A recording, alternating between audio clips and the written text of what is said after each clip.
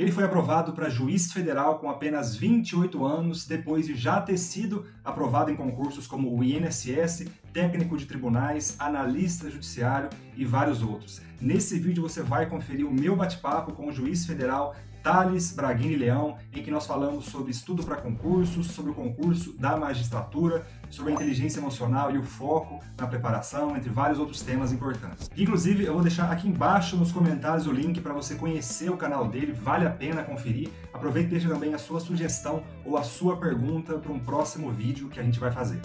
E por fim, antes de começar a assistir o vídeo, eu quero te convidar para conhecer a melhor e mais completa ferramenta de gestão e organização do seu estudo do Brasil, a chamada Planilha do Aprovado. Com ela você consegue organizar e programar as suas revisões, criar ciclos de estudo de forma automática, gerenciar o seu avanço e o seu progresso no edital e no acerto de questões, entre várias outras coisas, o que faz dela, para mim, o melhor custo-benefício em concursos que eu conheço. E lembrando que ao comprar pelo link que vai estar aqui embaixo na descrição, além de ajudar o canal, você ganha o meu mini curso de memória e revisão para concursos sem precisar pagar nada a mais por isso. Então, quer uma dica? Clica no botão que vai estar aqui embaixo e vai lá conferir tudo que essa planilha pode te proporcionar. O link está aqui na descrição e bora pro vídeo.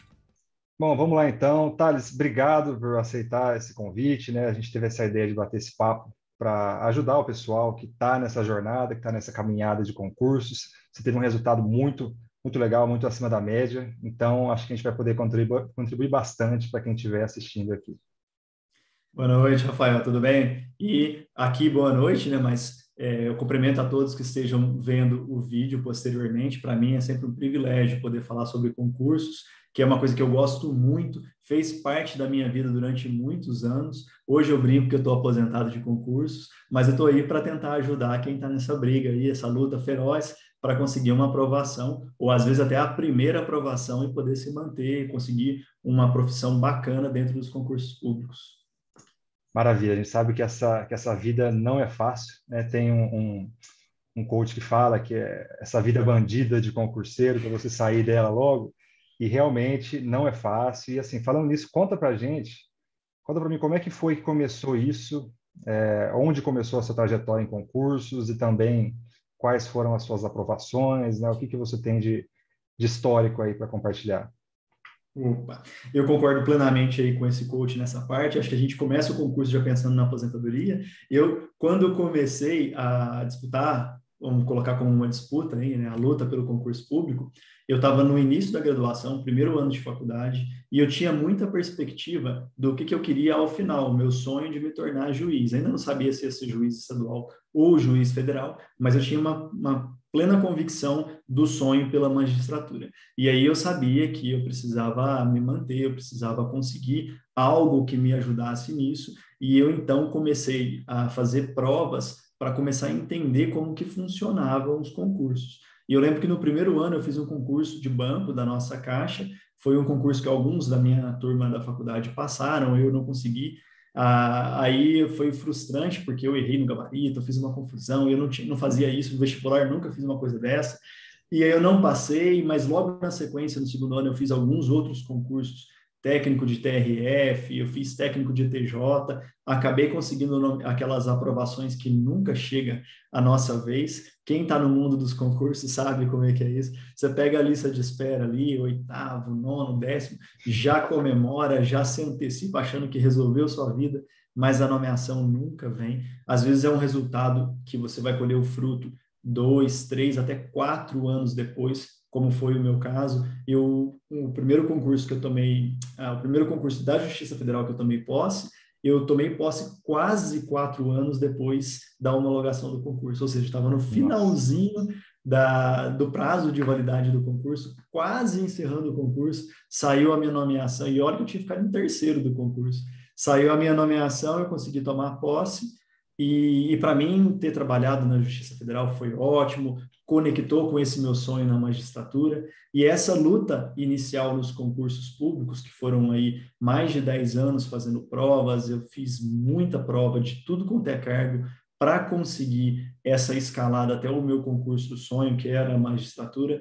É algo que hoje eu olho para trás e falo que valeu muito a pena, porque eu aprendi muito, eu entendi muito como que funciona o jogo dos concursos, como que funciona o dia a dia da preparação, o dia a dia da prova, como que é o mecanismo, como que é o funcionamento. Tenho várias histórias, algumas assim, algumas boas, algumas frustrantes, mas o que eu acho mais interessante do concurso é a perspectiva que ele dá para a vida da pessoa em termos de se incorporar financeiramente, você conseguir se estruturar financeiramente, você conseguir focar mais nos estudos e o principal, você está estudando para algo que vai te garantir. É diferente, por exemplo, de um vestibular, né, Rafael? Quando a gente Sim. estava estudando ali para o vestibular, você fala, vou passar no vestibular, passei no vestibular. No mês seguinte, parece que não mudou nada na sua vida, só mudou que você tem um status universitário. Pelo menos para mim foi assim, eu entrei na faculdade numa dificuldade financeira danada, e aí quando eu entrei no meu primeiro concurso, eu senti essa diferença. Porque eu falei, nossa, agora eu tenho condições de comprar meus livros, agora eu tenho condições de fazer curso, agora eu tenho condições de fazer mais provas e ter mais sonhos e mais condições de lutar por esses sonhos. Então, eu acho muito legal a área de concursos, por isso que eu decidi falar sobre concursos, porque eu acho que realmente é algo que pode agregar na vida de uma pessoa quando ela se dedica a isso, é uma prática bem interessante mesmo. Sim, muito legal. Uma coisa que a gente chegou a conversar um pouquinho antes é essa, eu ia falar sobre isso depois, mas eu acho que encaixa, às vezes a gente tem essa dúvida, eu passei por essa dúvida, que é a seguinte, eu sonho em ser juiz, eu sonho em ser procurador, eu sonho em ser defensor, e o que eu prefiro, qual o caminho que eu sigo? Eu estudo direto, eu paro e foco só nisso, ou não? Eu vou prestando os que aparecerem, vou tentando subir os degraus um de cada vez, né? Tem muita gente que fica, né, com essa dúvida, quem tem a possibilidade de escolher, né? O que você acha? O que você pensa sobre isso? Ah, bacana. Eu acho muito interessante essa discussão, Rafael. Eu lembro dela na minha época de concurseiro, porque sempre ficava uma coisa no ar, que eu lembro que o pessoal que falava das provas da magistratura, porque prova da magistratura tem lá uma prova de sentença civil, uma prova de sentença penal, e geralmente quem faz sentença civil e sentença penal o dia inteiro é um assessor de juiz, ele está mais do que habituado a fazer aquilo. E eu lembro de ver comentários na minha época de dinossauro lá no Correio Web, o finado Correio Web, e lá o pessoal falava assim, mas esse tipo de prova favorece quem é assessor de juiz, porque ele já está acostumado a fazer sentenças, a fazer aquilo, e aí eu sempre ficava com isso na cabeça, nossa, seria legal eu ser assessor de juiz, porque isso daí ajuda. E aí depois eu virei assessor de juiz, e eu percebi que não era bem por ali, o jeito de fazer sentença quando você é assessor é diferente do concurso, você vai ter que diferenciar isso, é legal, é bacana, tudo, mas não é bem por aí. Aí a minha conclusão, até pela minha vivência prática, é que pode ajudar, pode não ajudar, não tem uma receita fixa em relação a isso. O que eu vivi e para mim foi muito bom. Primeiro, eu tinha realmente dificuldade financeira, eu não teria condições de fazer um concurso da magistratura se não fosse os meus primeiros concursos públicos, porque a gente gasta muito com viagem, gasta com hospedagem, gasta para preparação, você tem que reunir uma quantidade boa de livros, você vai ter que fazer alguns cursos, não tem jeito, um concurso da magistratura é sim dispendioso, e fora isso, você tem as despesas do dia a dia, e a sua vida não para, por mais que a gente quisesse que ela parasse, durante a preparação para um concurso como magistratura, ou Ministério Público, ou qualquer outro, em termos de carreira de Estado. Mas, por outro lado, além da questão financeira, a gente tem que colocar nessa balança também a questão do cansaço, porque o Sim. Rafael vai saber bem aí em relação a isso. Os cargos públicos do judiciário, do executivo, são cargos públicos sérios, os servidores públicos estão levando a sério o trabalho, aquela visão do servidor público que não trabalha, que fica só à toa. Aquilo eu acho que deve ser em cargo comissionado de alguma prefeitura de cidade pequena, porque eu nunca vi isso dentro da realidade, principalmente do Serviço Público Federal, que é onde eu já estive. Caixa Econômica Federal, INSS, Justiça Federal, todo mundo trabalhando e muito, chegando estressado em casa, chegando cansado. Eu vivi isso, às vezes eu chegava bem cansado em casa depois de um dia de trabalho. Por exemplo, quando eu era assessor, passa a semana inteira preparando ali as minutas de sentença para sugerir para o juiz. Chegava no final de semana, eu ia treinar a sentença para o meu concurso. Eu não aguentava mais ver sentença, mas estava eu lá treinando sentenças, porque senão eu não passo no concurso. Então tem um pouco disso. Aí o que, que eu sugiro para as pessoas? Colocar nessa balança. Se você acha que você tem condições de se manter tranquilo financeiramente, não precisa de um concurso, talvez você não precise desesperar por passar por um concurso. Se você acha que isso pode te atrapalhar um pouco, o concurso é uma ótima ideia, mas você vai ter que aprender a mesclar esse tempo, que não é tão fácil, às vezes cansa, às vezes é difícil de estudar. Mas o que, que eu aconselho para não ficar em cima do muro, né? Vamos sair de cima do muro. Eu acho bacana fazer concursos, vamos chamar de intermediário, mas eu não acho concurso intermediário. Por exemplo, o cargo do Rafael mesmo, eu acho que ele está bem tranquilo lá no cargo dele. Eu não chamaria de intermediário, mas como se diz intermediário por aí, né? Vamos fazer concurso de técnico, de analista de tribunal, por exemplo. São excelentes carreiras, você vai ter dignidade para trabalhar, você certamente vai conseguir desempenhar o seu trabalho de uma maneira satisfatória, você vai se sentir realizado dentro do seu trabalho, dificilmente você vai ter problemas sérios, como a gente vê, por exemplo, na iniciativa privada, aquele tipo de situação que o empregado fica anos a fio trabalhando e depois ninguém nem olha mais para ele, ele é simplesmente desligado. Esse tipo de situação, no serviço público, o tratamento é um pouco diferente, a não ser em um ou outro caso, pode dar algum azar aí com quem você vai trabalhar, né? Mas eu acho que a carreira pública tem umas vantagens que podem realmente ser interessantes, inclusive se comparado com a advocacia, porque o contato que eu tenho com advogados concurseiros é que eles sentem muito mais dificuldade, porque, por um lado, eles têm um tempo mais flexível, não cumpre jornada de trabalho e tudo mais, por outro, isso acaba jogando contra. Ele não tem uma limitação de jornada. Aí você viu o advogado lá, ele trabalha 12, 13 horas por dia, como é que ele vai conseguir estudar para concurso público? Então, tem esses meios termos, então a gente pode pensar nisso. E eu acho que fazer concursos, além de ter a questão financeira, a questão da jornada de trabalho, tem a questão psicológica. Aí eu vou dar meu exemplo de novo. Terminei a faculdade, eu estava no INSS nessa época. Muitos dos meus colegas desesperados, porque você termina a faculdade, você não tem emprego, você está procurando um escritório de advocacia que vai te pagar uma merreca no começo, e aí o que fazer da vida? E eu estava tranquilo, só escolhendo qual livro eu ia comprar para constitucional, para administrativo, para continuar os meus estudos focando na carreira que eu queria. Então, essa tranquilidade que trouxe para a minha vida sobrepôs ao cansaço, à dificuldade de conciliar estudos com trabalho, que é uma coisa que a gente consegue acostumar. Se dá uma focada, organizar os horários ali, dá para acostumar. A jornada do servidor público não é tão difícil assim. Cansa um pouco? Cansa, mas não é tão impossível de você conciliar. Então, eu acho que dá sim, e eu vou puxar a sardinha aí para a brasa dos servidores públicos, dá para você fazer isso. E para finalizar, eu acho que o último grande motivo que me colocou aí no rumo dos concursos públicos é que eu acho que estudar para concurso público, desde um técnico de tribunal ou carreira policial, técnico de banco, até o concurso de MP, magistratura, defensoria, não é tão diferente quanto a gente vê por aí o pessoal falando. Tá, as provas são realmente diferentes, você vai ter que mudar seu foco de estudo, a preparação é outra, mas estar fazendo provas, o ato de estar fazendo provas é o mesmo.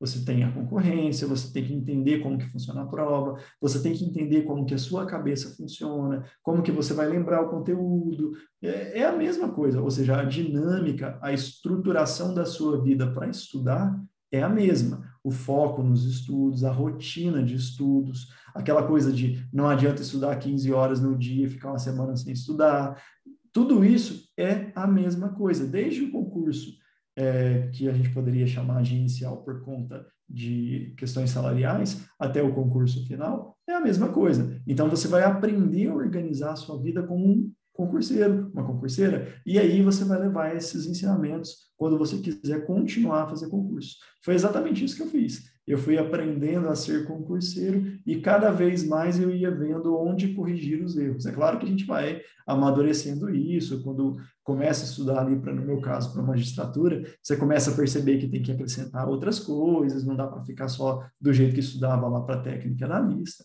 mas é mais ou menos por aí. E eu fiz muito concurso de analista também, e é um cargo difícil de passar, hein, Rafael? Demorou Sim, para eu sim. conseguir a minha primeira nomeação e eu já era juiz quando eu fui nomeado. Sim, a gente vê que é um dos cargos que o pessoal, principalmente os recém-formados, acho que é uma das melhores opções que a pessoa tem na hora que ela sai da faculdade, né? E como você falou, Sim. já dá toda uma estrutura, toda um salário e tudo mais, então realmente chama a atenção bastante do pessoal. E, e eu já vi muitas pessoas que falam, eu acho que um cara que eu convivi na faculdade, ele falava isso, não, eu não quero chegar a juiz, essas coisas, não, para mim analista tá bom. Então, assim, tem gente que se satisfaz, às vezes pelo nível de responsabilidade, que existe toda uma carga maior, né, de responsabilidade, então é realmente um cargo que tem bastante coisa interessante.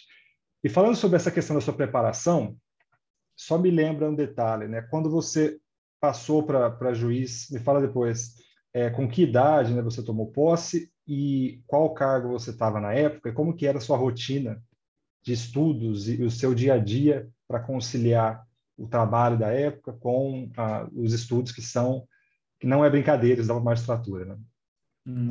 Os últimos 3 anos aí, até a minha posse na magistratura, 3 anos e meio mais ou menos, eu passei na Justiça Federal. Eu era técnico da Justiça Federal.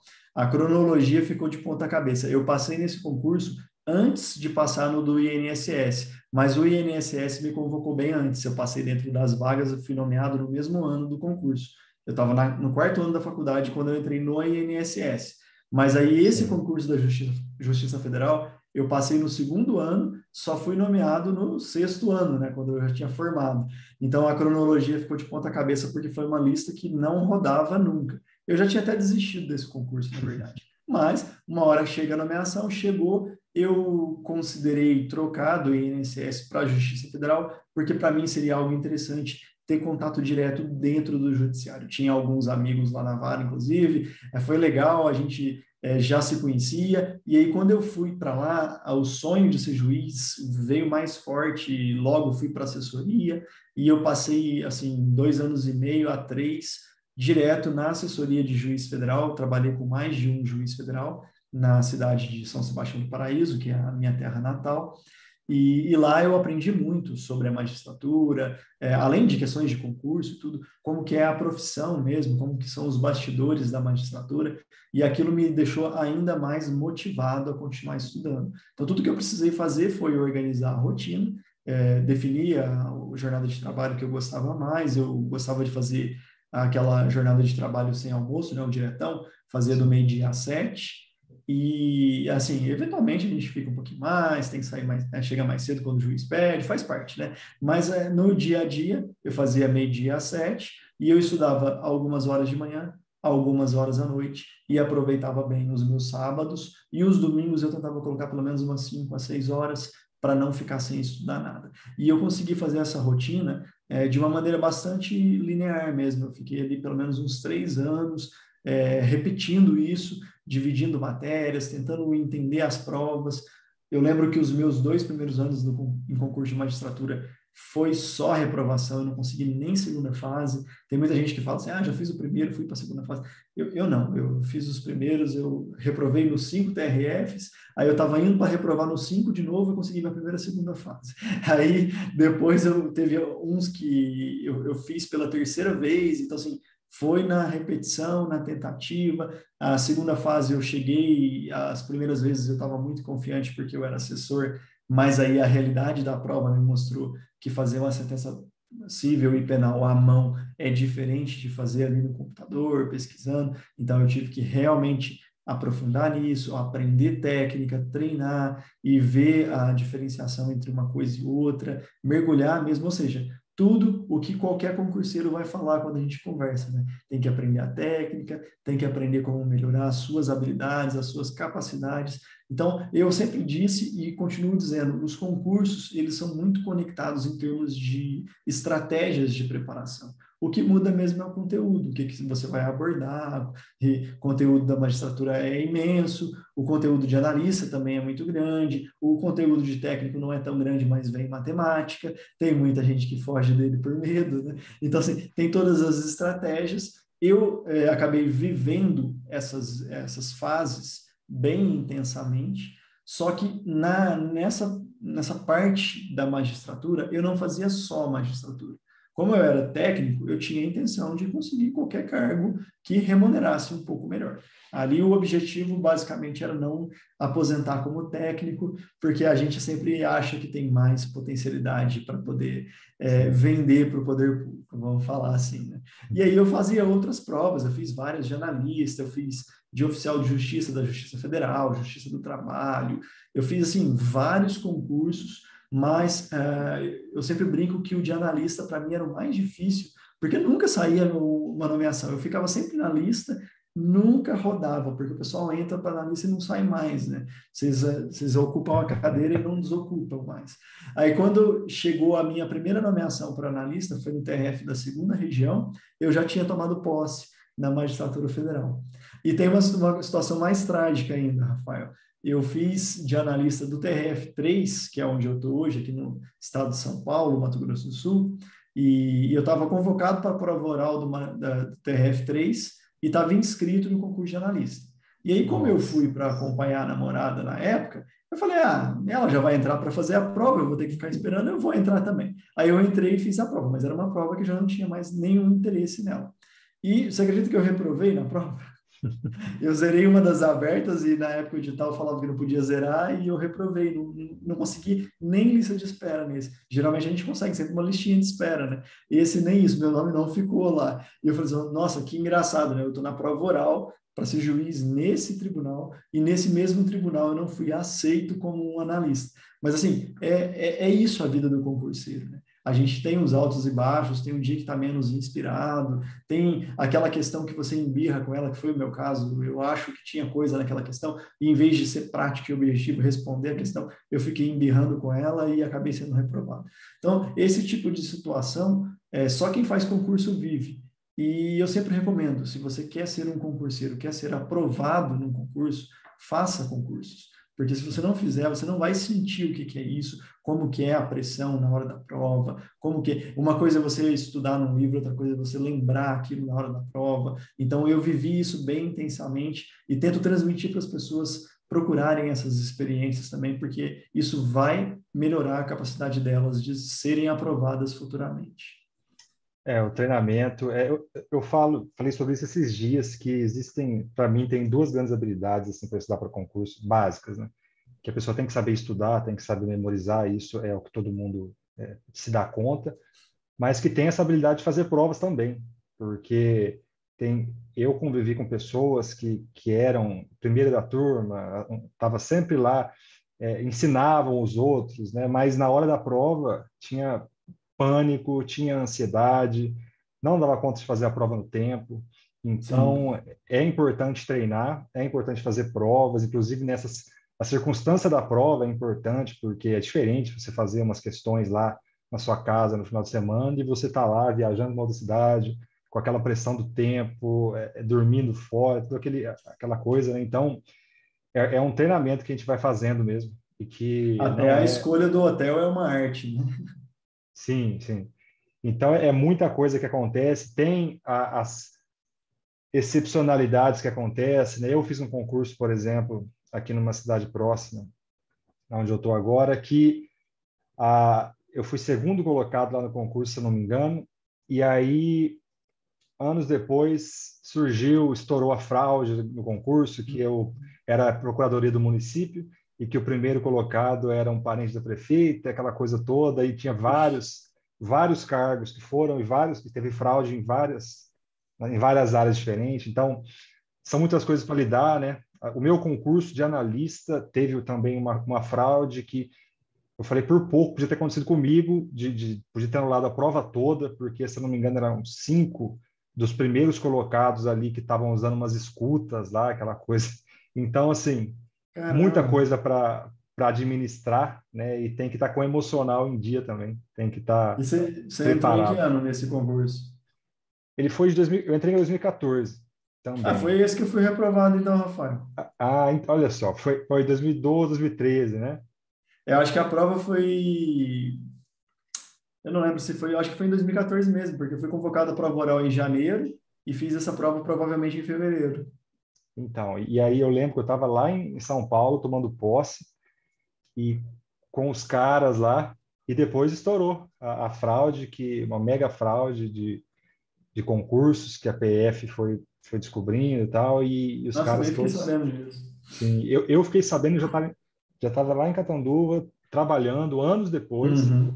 que um colega entrou e falou: você está sabendo o que aconteceu? Eu nem sabia, os caras já tinham sido tirados do cargo lá, eu nem sabia da história. Então, e aí falando nesse emocional, né, conectando com isso, você tinha alguma estratégia, alguma coisa para manter esse foco e essa disciplina, né, dessa rotina pesada de estudo junto com o trabalho? Assim, tinha alguma coisa que você acha que pode ser compartilhada ou sempre foi uma coisa natural sua, não era assim, era natural para você estudar e separar esse tempo? Como que era isso para você? O emocional eu acho que é uma coisa que eu nunca subestimei, viu, Rafael? Porque eu vejo hoje muita gente brincando aí com o assunto, né? Porque a gente tem muito coach aí no mercado querendo ensinar a receita pronta, então aí Sim, vira o lado contrário aí do pessoal querer tirar a onda dos coaches também. E eu sempre, quando alguém me pergunta assim, é bom procurar um coach e tal, eu falo, eu nunca procurei, vou ser honesto com você, eu nunca tive, até porque na minha época nem era comum isso. Mas se você sente necessidade e acha que tem alguém que pode prestar bem o serviço, por que não, né? Qual que é o problema de você melhorar alguma habilidade sua? Eu nunca subestimei a importância de um trabalho emocional. Isso com certeza não. Porque a gente é comandado pela nossa mente, a gente é comandado pelas nossas emoções. Então, as pessoas que acham que a gente é de pedra, que a gente não vai sucumbir diante de um fracasso, que a gente não vai ficar triste quando alguma coisa frustrar, um concurso que você passou for anulado, a gente vai ficar triste, isso daí vai abalar a nossa rotina de estudos. A gente vai ficar cansado, a gente vai ter que aprender a lidar com esse cansaço, saber separar o tempo de descanso. A gente vai ter que fazer as coisas. Tem que lidar com as questões de procrastinação, que eu acho que é a maior dificuldade de qualquer estudante, né? A vontade de não fazer nada, a vontade de ver a formiguinha passando na parede, mas não ler o livro.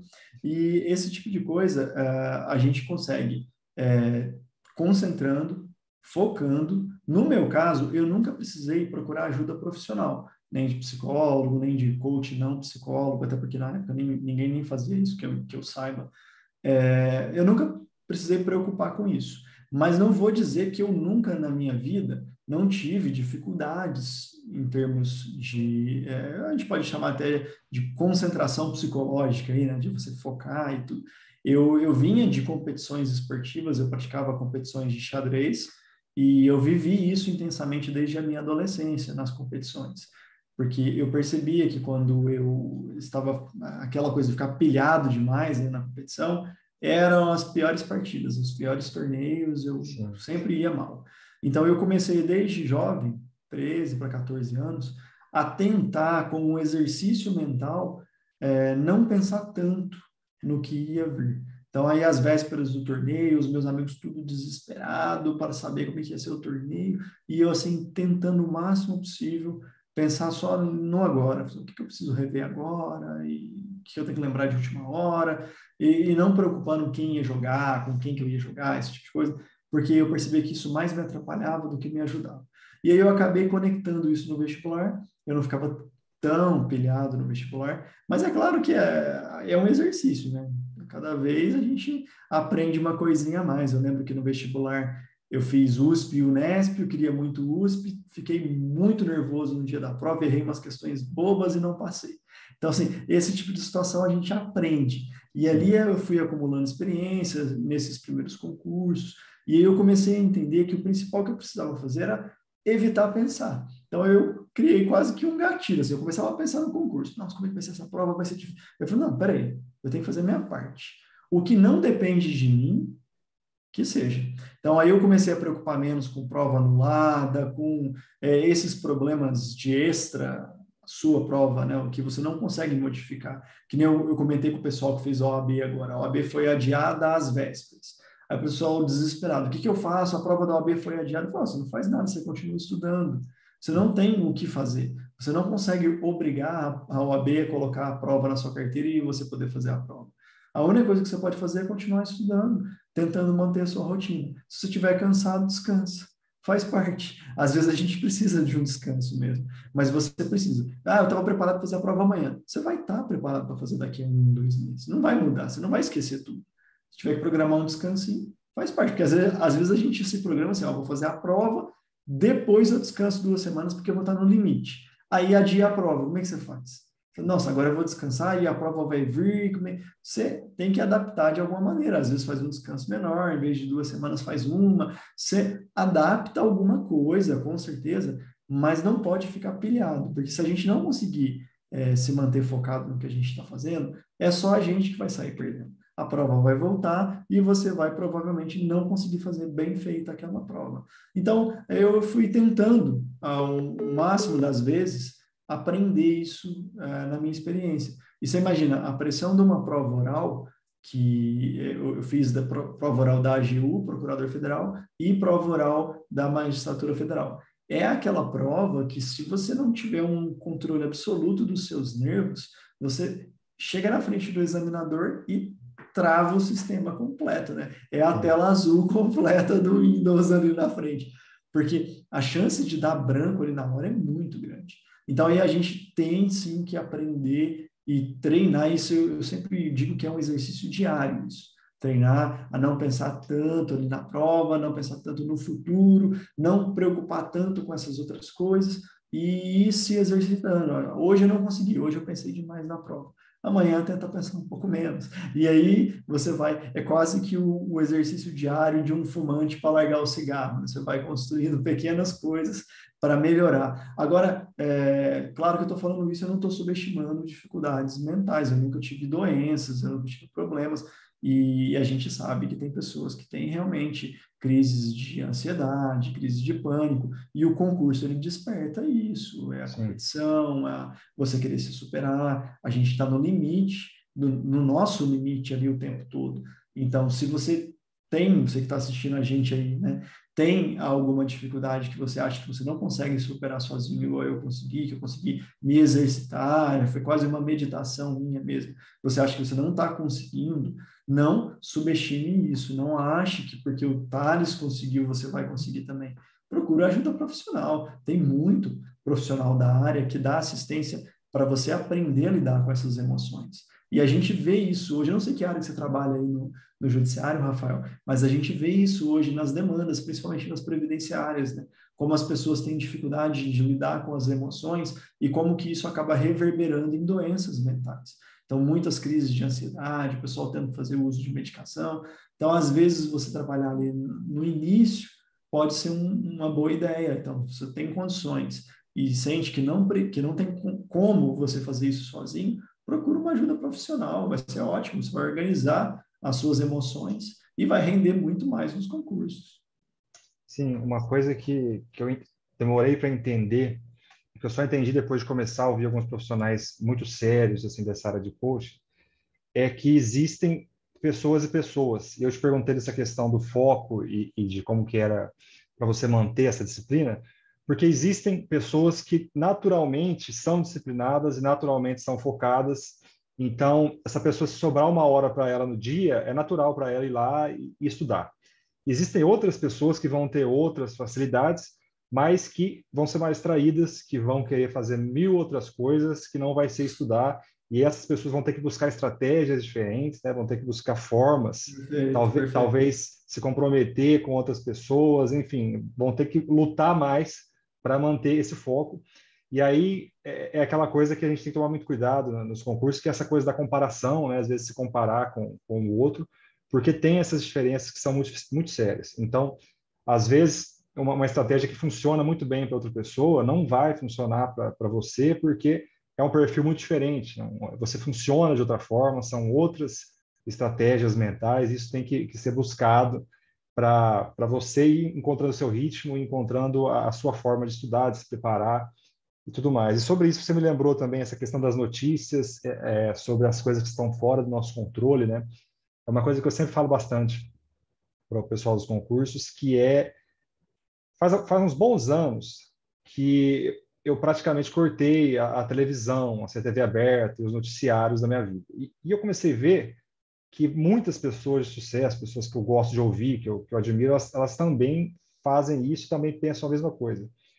E é um desafio do concurseiro, porque é o seguinte, toda hora tem uma notícia de que os concursos vão acabar, toda hora tem uma notícia de que vão extinguir, que vai acabar, e aí passa 2, 3 meses a gente vê que não era aquilo, às vezes era uma fake news, não era bem aquilo, voltaram atrás, por motivos políticos não foi para frente.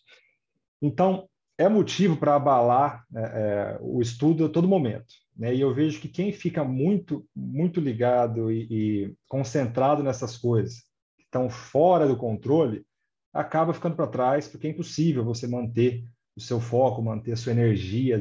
Já é difícil por si só, né? Você manter uma rotina de estudos. E aí, com essa negatividade toda, com essa dúvida toda, fica pior.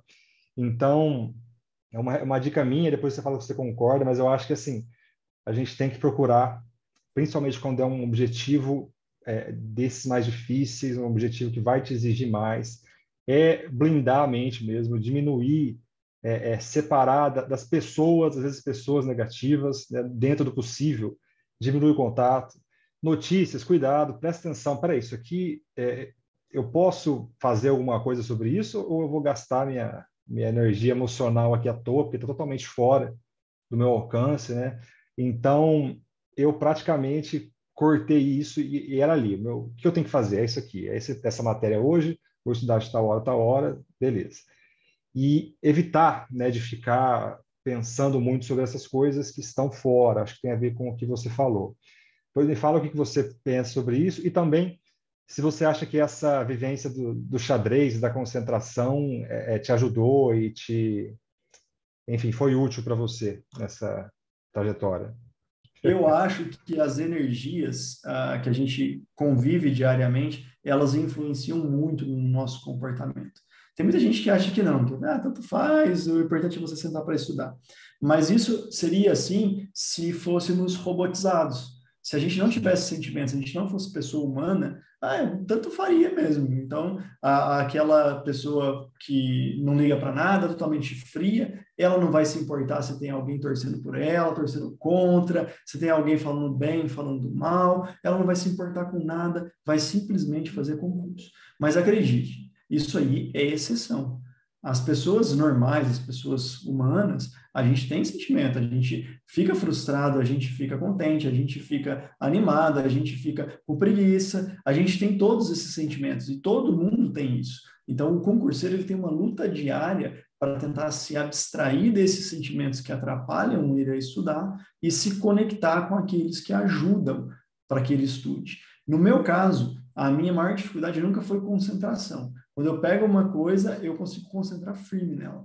A minha maior dificuldade, e é engraçado isso, porque desde quando eu era assessor de juiz, é o tipo de inspiração que eu preciso para produzir. Vou tentar resumir, mais ou menos. Às vezes eu tinha um hábito de ficar uma semana inteira na assessoria só fazendo coisa boba. Eu pegava aqueles despachinhos, conversões em diligência, fazia só o beabá e repassava. Aí eu falei, mas você não vai pegar os casos difíceis, ele vai ficar só enrolando? Eu falei, não estou afim. E aí não adiantava. Se pusesse um processo difícil na minha frente, não ia sair nada, ia travar a assessoria e não ia sair nada. No começo, o pessoal que trabalhava comigo eu achava esquisito, né? Daqui a pouco até o juiz entendeu que era assim. E aí, de repente, me batia aquela coisa assim, hoje eu quero. Aí eu pegava uma pilha de casos difíceis, aqueles casos que você tem que pesquisar, que pode ser que sim, pode ser que não, dependendo do que você vai fundamentar. Eu pegava aquele caso difícil, destrinchava, entregava, às vezes, 2, 3 sentenças prontas num dia só de caso difícil. Eu falei assim, mas como é que rende? Um dia rende tanto, não fica a semana inteira enrolando? Eu tinha um pouco disso. E aí, o que eu ia percebendo? Eu ia percebendo que existiam alguns gatilhos dentro da minha pessoa, né, em termos de sentimento, que me despertavam essa vontade. E aí eu ia tentando perseguir esses gatilhos emocionais, ou seja, me afastar das coisas que me tiravam da vontade de estudar, da vontade de trabalhar, da vontade de produzir, e me conectar com as que me davam vontade. Você deu um exemplo aí, as notícias negativas, aquela pressão, aquela nuvem de negatividade em cima da gente, é uma coisa que me afetava. Então, quando eu ficava muito pilhado em acompanhar as notícias, isso me gerava uma espécie de uma ansiedade que me atrapalhava a render. tanto no trabalho quanto nos estudos, porque isso reflete nos estudos também. O dia que eu não rendia nada no serviço, que eu só ficava enrolando e fingindo que eu nem trabalhava lá, eu chegava em casa, era a mesma coisa no estudo. Eu pegava, abria um livro e não tinha vontade de ler aquele livro. Porque a gente é uma pessoa só. Não tem essa de você não estar inspirado para trabalhar, mas estar inspirado para estudar. Pode observar, a gente está conectado com os nossos sentimentos como um todo. E aí eu começava a perceber que tinha formas de despertar isso dentro de mim. E eu tentava despertar essas formas. Mas aí a outra coisa que eu percebi é que eu tinha que respeitar quando eu não estava conseguindo. Sim. Então, tinha alguns dias que realmente não dava, que é o que eu chamava de travar. Eu travava, assim. E aí eu comecei a aprender que eu tinha que respeitar os dias que eu travava. Que era isso que eu te falei. O dia que eu travava, no trabalho eu só fazia o básico do básico, para não ter que gastar a minha mente, não ter que me culpar por não estar conseguindo fazer alguma coisa mais importante, vamos dizer assim.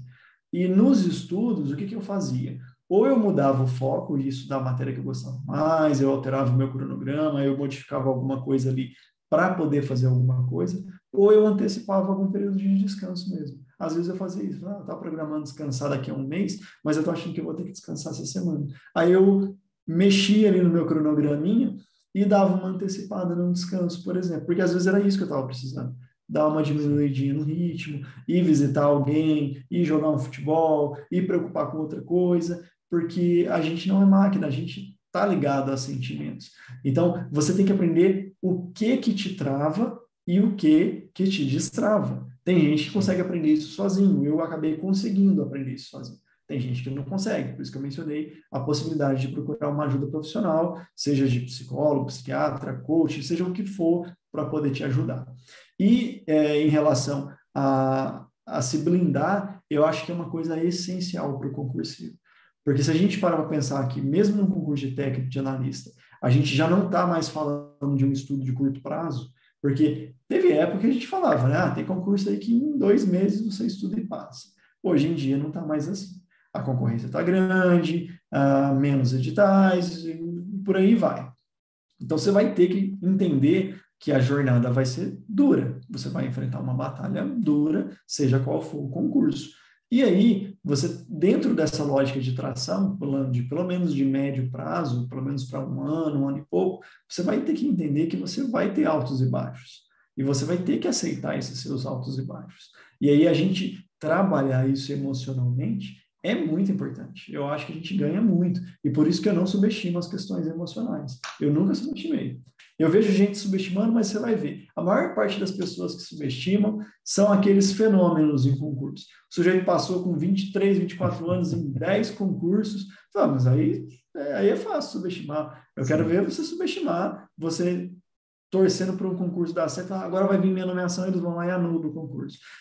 Você passar pelos perrengues que eu já passei em concurso público, aí você não vai subestimar, né? Porque você vê o tanto que isso te afeta. Nossa, eu já fui para uma segunda fase, Rafael, eu estava na prova da segunda fase, foi em João Pessoa, eu estava fazendo TRF da quinta, eu estava no shopping, eu lembro certinho onde eu estava, num shopping, tinha acabado de almoçar.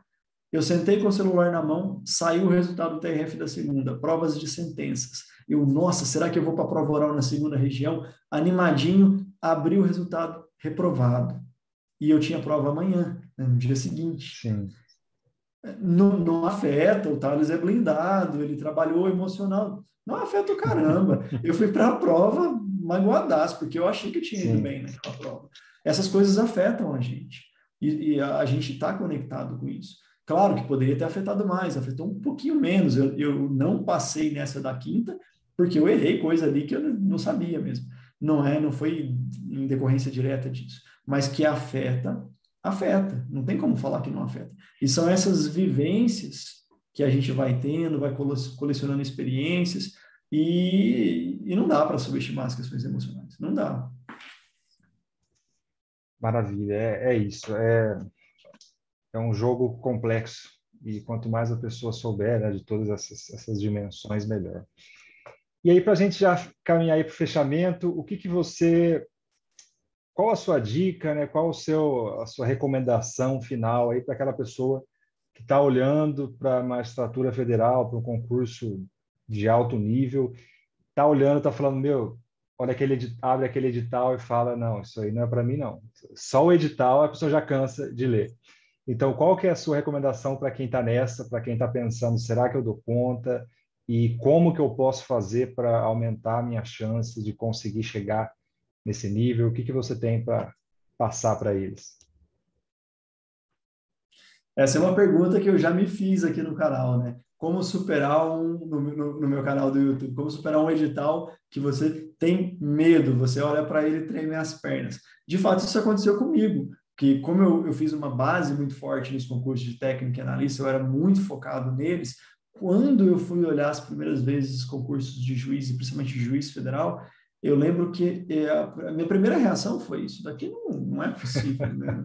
Ninguém estuda isso aqui tudo. Porque o edital é maior do que o conteúdo dos 5 anos de graduação. Nos 5 anos de graduação, você não cobre aquele conteúdo jurídico que está ali no edital. Não cobre, você não vai ter todas as matérias que tem ali.